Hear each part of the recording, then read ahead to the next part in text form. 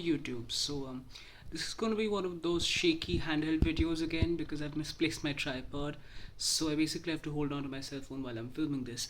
And I apologize in advance if it's shaky or if I'm not completely in frame. I will try to, correct those. I will, edit and try to make it stable and all of those things. But anyway, apologize in advance. This is not going to be very professional. Not that most of my videos are, but you know what I mean. So I'm here for the YouTube Pagan Challenge week 4, and the question this time is, what is your take on the Wheel of the Year? This is going to be a bit of a ramble for me, a bit of a challenge because I don't exactly have a lot to say on this topic, which means that I haven't explored this question or this aspect deeply enough. So I'm probably going to, take this opportunity to do a little bit of soul searching on my own. I'm probably going to have to think it out as I speak.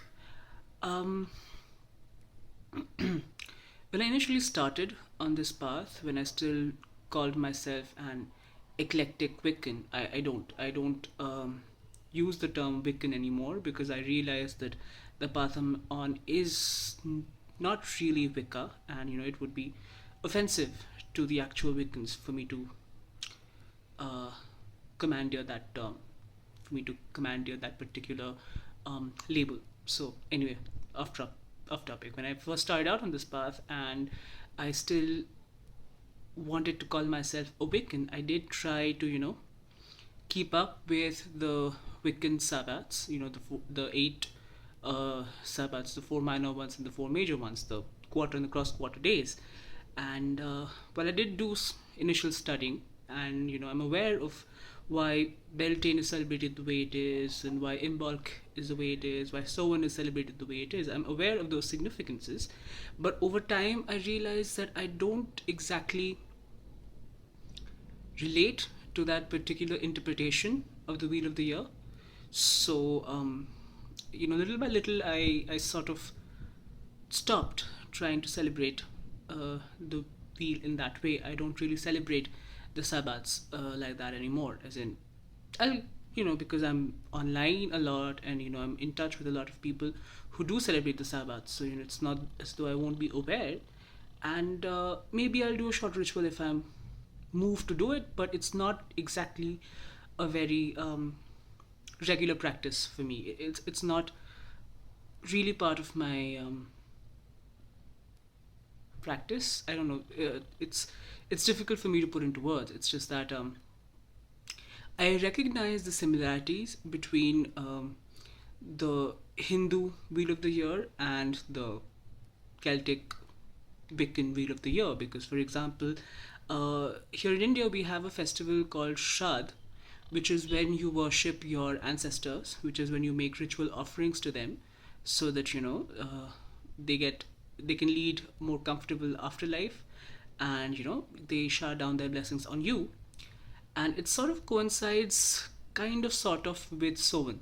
It's roughly around the same time, around October, November. It's during that time. So I do realize the significances because there is something of an overlap between the two interpretations, but obviously it's not an exact correspondence. For example, I'd be hard pressed to find an exact replica of Imbolc or an exact replica of Beltane, and so on and so forth. We have our own names for the quarter and cross quarter days, but we celebrate them differently, so the correspondences are going to be a little mixed up that way. So for me personally, I don't exactly have. I'm bad at celebrating the Wheel of the Year, so to speak. I'm not in touch with it that much.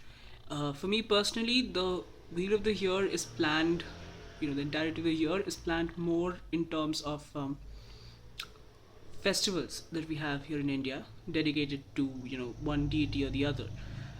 For example, the latter half of the year, it begins from August to September. It's during that part of the year when you have a string of festivals dedicated to the various goddesses. You have Navratri, which is when you worship Durga or Shakti in her various 9 forms.